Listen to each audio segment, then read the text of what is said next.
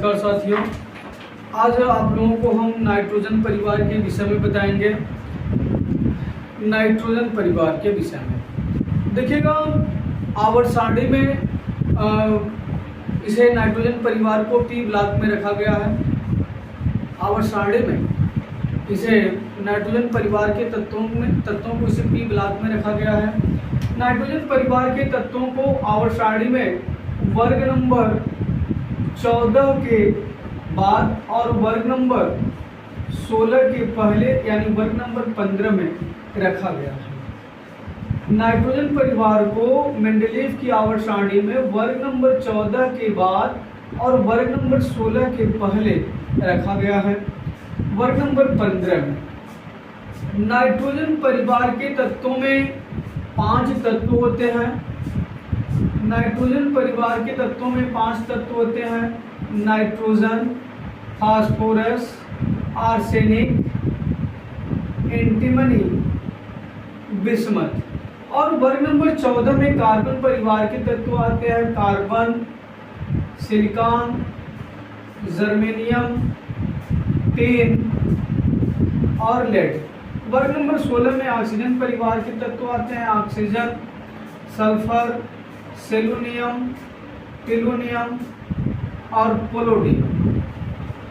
अब देखिएगा, यहाँ पर हम केवल नाइट्रोजन परिवार के तत्वों के विषय में ही चर्चा करेंगे। नाइट्रोजन परिवार के तत्वों के विषय में ही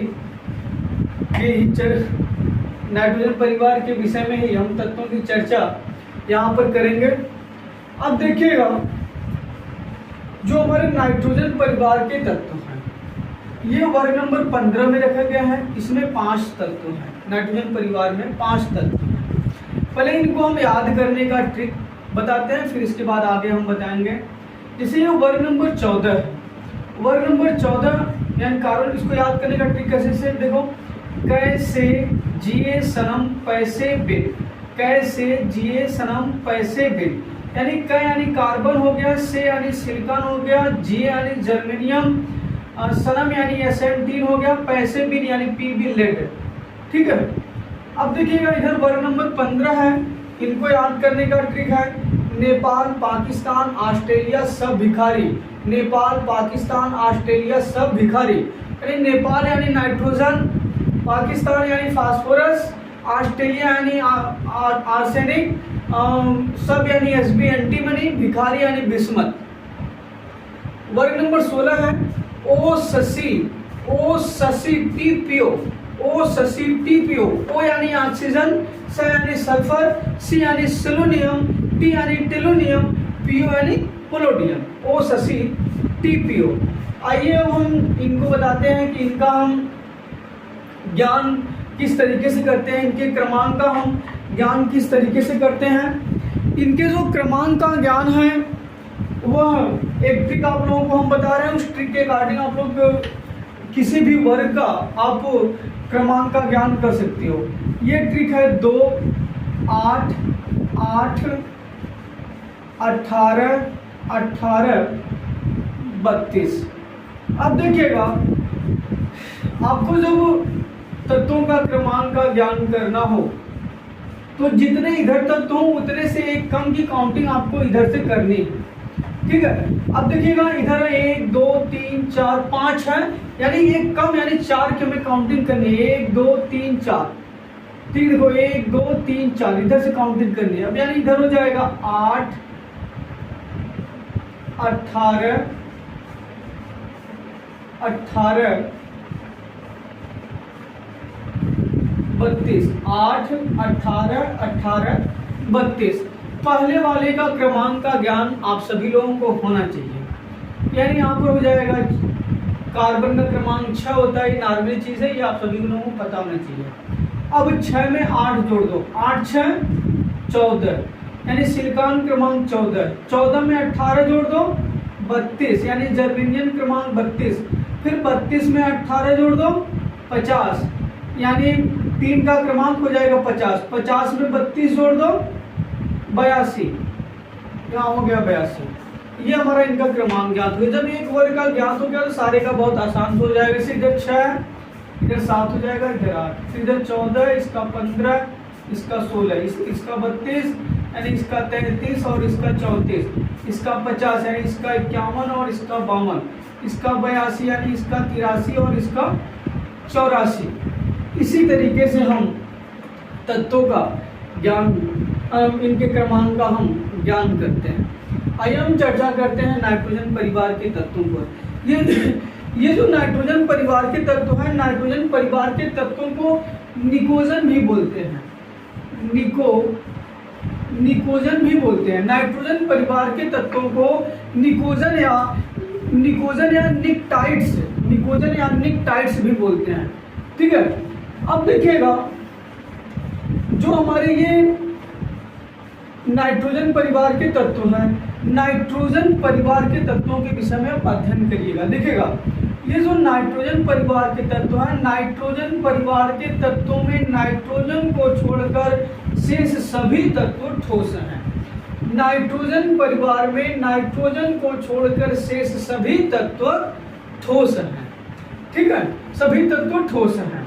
अब देखिएगा इसमें हमारा नाइट्रोजन जो है, नाइट्रोजन गैस है और ये फास्फोरस, आर्सेनिक, एंटीमनी, बिस्मथ, ये सब हमारे ठोस है। अब देखिएगा ये जो हमारा बिस्मथ है, ये बिस्मथ हमारा रेडियो एक्टिव तत्व है।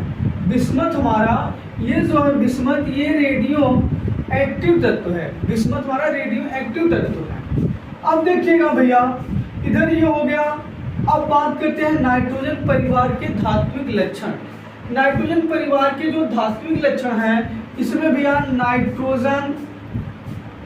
नाइट्रोजन और फास्फोरस ये हमारे अधातु हैं। नाइट्रोजन, फास्फोरस अधातु हैं। आर्सेनिक, एंटीमनी ये हमारे उपधातु हैं। और जो हमारा बिस्मथ है, ये बिस्मथ हमारा धातु है, ये दुर्लभ तत्व है, ये हमारा धातु है। ठीक है, नाइट्रोजन, फास्फोरस अधातु, आर्सेनिक, एंटीमनी उपधातु, बिस्मथ हमारा हो गया धातु। ठीक है, अब इसी तरीके से फिर देखिएगा जैसे नाइट्रोजन परिवार के तत्वों का इलेक्ट्रॉनिक विन्यास ज्ञात करने के लिए दिया जाए, तो नाइट्रोजन परिवार का जो इलेक्ट्रॉनिक विन्यास होता है, इनका इलेक्ट्रॉनिक विन्यास NH2 व NP3 होता है। NH2 व NP3 होता है इनका इलेक्ट्रॉनिक विन्यास नाइट्रोजन परिवार के तत्वों का। अब देखिएगा नाइट्रोजन परिवार का तत्व, ये हमारा पी ब्लॉक का तत्व है। पी ब्लॉक के तत्व किसे कहते हैं? इलेक्ट्रॉनिक विन्यास निकालते समय अंतिम इलेक्ट्रॉन पी ऑर्बिटल पर पड़े तो वो पी ब्लॉक का तत्व है। अब देखिएगा नाइट्रोजन परिवार का तत्व का इलेक्ट्रॉनिक विन्यास NH2 व NP3 होता है। N जो है यहाँ पर ये कक्षकों की संख्या है, N कक्षकों की संख्या। आइए देखते हैं इनका इलेक्ट्रॉनिक विन्यास कैसे निकलता है। जैसे देख लो ये नाइट्रोजन है, अभी आपको बताया इनका इलेक्ट्रॉनिक विन्यास NH2 NP3 होता है। अब देखिएगा नाइट्रोजन क्रमांक 7 है, इनका इलेक्ट्रॉनिक विन्यास निकालेंगे आवाव नियम से। आवाव नियम हम वीडियो अपलोड किए हैं, आप जाकर देख लीजिएगा वहां पर, जिनको इलेक्ट्रॉनिक विन्यास निकालने नहीं आता होगा। नाइट्रोजन का इलेक्ट्रॉनिक विन्यास निकालेंगे तो 1s2 2s2 2p3। अब देखिएगा इनका इलेक्ट्रॉनिक विन्यास निकालते समय NH2 व NP3 आता है। फिर उसी तरीके से फिर इधर हो जाएगा फास्फोरस क्रमांक 15 है। ठीक है, 15 है। अब इनका इलेक्ट्रॉनिक विन्यास निकालना है तो यहाँ पर हो जाएगा 1s2 2s2 2p6 3s2 3p3। अब देखिएगा इधर आ रहा है NH2 और NP3, तो इनका इलेक्ट्रॉनिक विन्यास जब हम निकालेंगे तो इनके NH2 और NP3 आता है। इस तरीके से हम इनका नाइट्रोजन परिवार के तत्वों का इलेक्ट्रॉनिक विन्यास ज्ञात करते हैं। जैसे अदर तत्वों का आपको ज्ञान करना है तो आप एक ट्रिक बता रहे हैं, ऐसे ज्ञात कर सकते हो। आर्सेनिक है, Sb एंटीमनी है, ये बिस्मथ है, इनका क्रमांक 33 है, इनका जो है 51 है, इनका जो है 83 है। अब देखिएगा इस आर्बिटर पर ध्यान देंगे, इसका आ रहा है 3s2, यानी यहाँ हो जाएगा 4s2 और 4p3, इसका हो जाएगा 5s2 और 5p3, इसका हो जाएगा 6s2 व 6p3। ठीक है, अब देखिएगा आपको हम इस ट्रिक से भी आप ज्ञात कर सकते हो इनका इलेक्ट्रॉनिक विन्यास।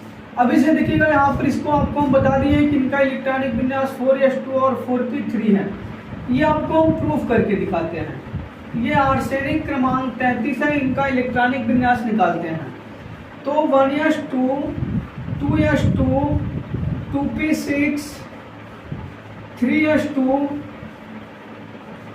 3s2, 3p6, 4s2,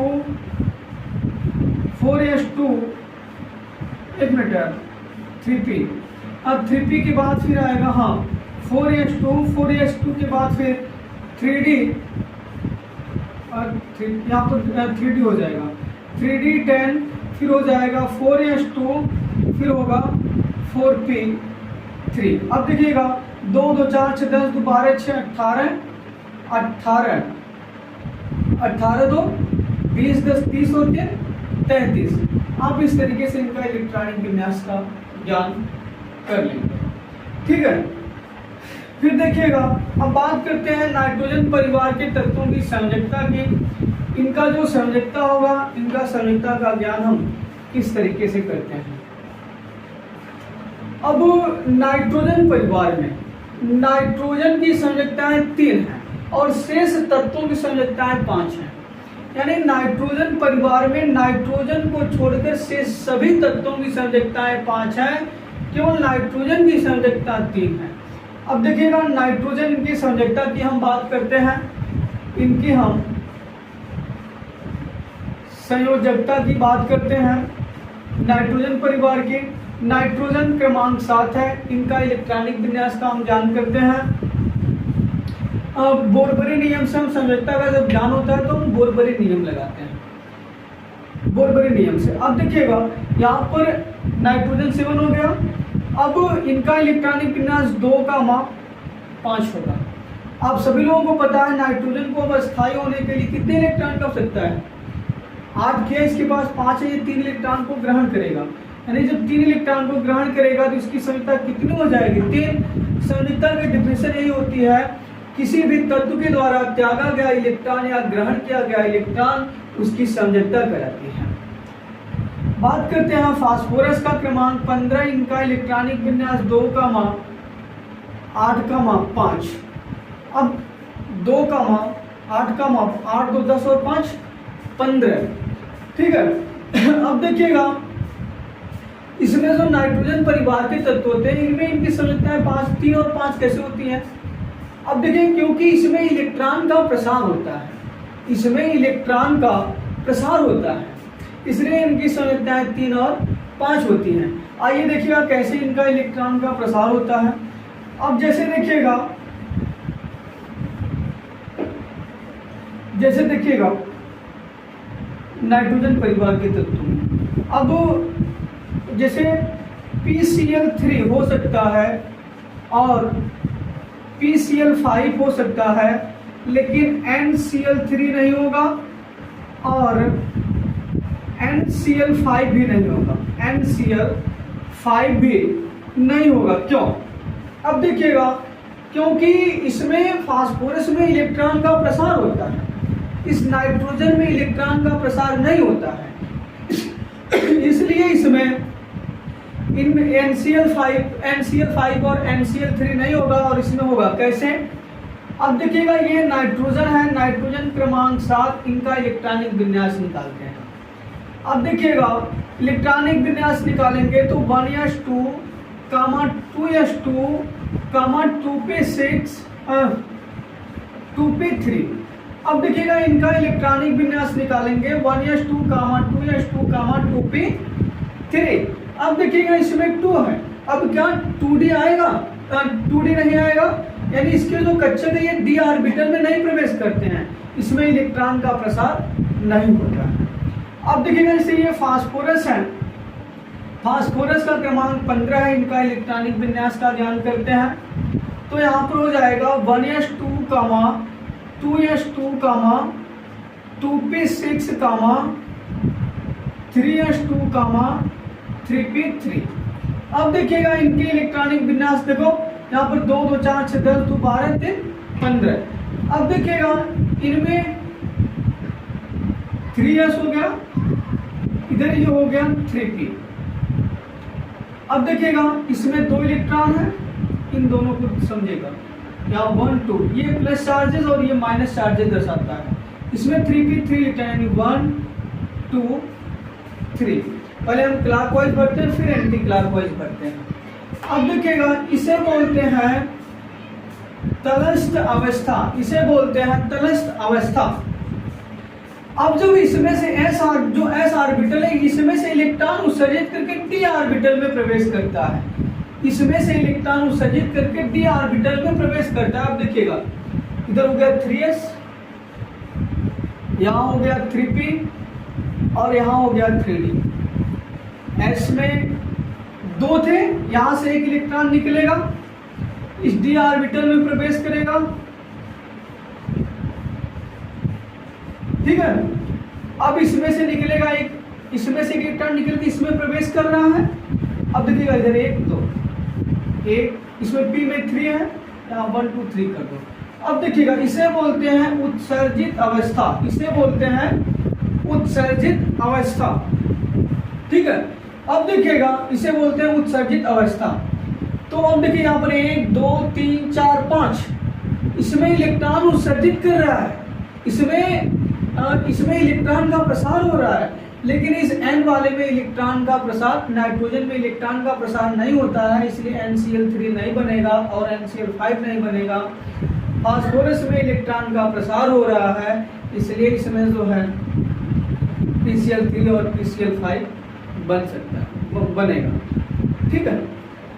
अब देखिएगा फिर जैसे इनके घनत्व की बात की जाए, नाइट्रोजन परिवार के तत्वों के घनत्व की बात की जाए तो इनका जो घनत्व होता है नीचे से, इनका जो घनत्व होता है नीचे से ऊपर जाने पर बढ़ता है।